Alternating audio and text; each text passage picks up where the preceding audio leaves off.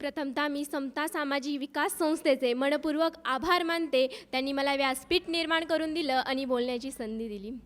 भविष्यातील महाराष्ट्र माझा स्वप्नांनी फुललेला हवा, ज्ञान प्रगती समतेचा नवा दीप तेवत राहावा. शेतात हिरवी स्वप्न फुलावी, शेतकरी हसत राहावा, त्याच्या प्रत्येक घामाच्या ठेमाला सोन्याचा मान मिळावा, सोन्याचा मान मिळावा.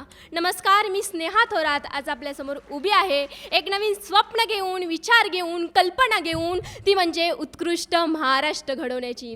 महाराष्ट्र हे नाव घेताच डोळ्यासमोर उभं राहतं शौर्य, धाडस, संस्कृती. हा तोच महाराष्ट्र आहे जिथे छत्रपती शिवरायांनी स्वराज्याचं स्वप्न पाहिलं होतं आणि प्रत्येक मराठी मानवामध्ये निर्णयाचा महामेरू निर्माण केला होता. हा तोच महाराष्ट्र आहे जिथे डॉक्टर बाबासाहेब आंबेडकरांनी बंधुता, समानता आणि न्यायाचा दीप प्रज्वलित केला होता. पण आज प्रश्न पडतो की आपण या महान वर्षाला योग्य न्याय देत आहोत का हो? कारण काही दिवसांपूर्वीच साहेब एक घटना माझ्या कानावर पडली, ती म्हणजे नाशिक IT प्रकरणाची. खरबडून जागा करणारा हा प्रसंग होता. तो मला माहितीच आहे, मी काय नव्याने सांगायला नको. आसपासच्या वातावरणाबद्दल आपण अधिक सतर्क आणि जागृत राहणं गरजेचं आहे. शिक्षित महिलांप्रमाणे शिक्षण ही आपली ताकद असली गेलं पाहिजे. जागरूकता हीच आपली सर्वात मोठी संरक्षण करणारी गोष्ट असली पाहिजे. आपल्या अंतप्रेरणेवर विश्वास ठेवा. आपल्याला वाईट प्रकारे प्रभावित करणाऱ्या गटांपासून दूर राहा, असं एकीकडे महाराष्ट्रीयांना सांगावं लागतं आणि दुसरीकडे मॅडम आम्ही स्वप्न पाहतो की आमचा भविष्यातील महाराष्ट्र कसा असावा, तर तिथे प्रत्येक स्त्री रात्री बिनधास्त फिरू शकेल, जिथे जात, धर्म, भेदभाव याला स्थान नसेल. आजच्या युवा पिढीला माझं सांगणं आहे, आता तरी रे छत्रपती शिवराय डॉक्टर बाबासाहेब आंबेडकर यांचे विचार आत्मसात करा की रे. आपला भविष्यातील महाराष्ट्र कसा असला पाहिजे, तर तिथे शिक्षण हा हक्क असला पाहिजे, सुविधा नाही. प्रत्येक गावामध्ये डिजिटल शाळा असली गेली पाहिजे. शिक्षण घेण्याची प्रत्येकाला संधी मिळाली गेली पाहिजे. कारण आजही पैशाअभावी अनेक मुलं शिक्षणापासून वंचित राहिलेले दिसून येतात आणि हे चित्र कुठं तर आपणच बदललं गेलं पाहिजे. कारण पुस्तक हातात असेल तरच भविष्य पायाशी असेल ना. एकीकडे आपण जय जवान आणि जय किसानचे नारे देतो, पण खरंच आपला शेतकरी राजा आनंदी आहे का हो?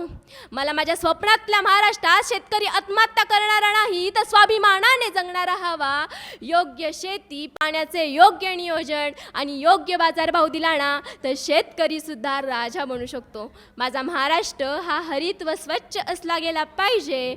मला असं वाटतं की माझ्या महाराष्ट्रातली युवा पिढी ही रोजगार शोधणारी नाही तर रोजगार देणारी असली गेली पाहिजे. पण महाराष्ट्र बदलला गेला पाहिजे असं म्हणून महाराष्ट्र बदलणार नाही, तर तुम्ही आम्ही प्रयत्न केले तरच तो बदलू शकतो.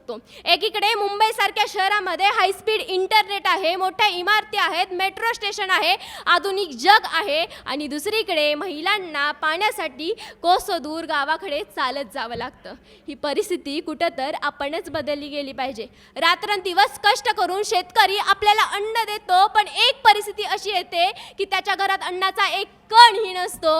हा विरोधाभास कुठं तर संपला गेला पाहिजे.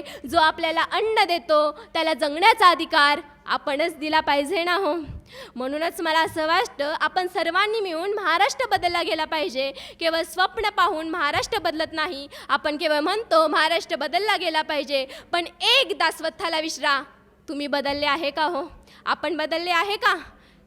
याचं उत्तर तुम्हालाच माहिती आहे. बहुतेक जणांचं याचं उत्तर नाहीच मिळेल.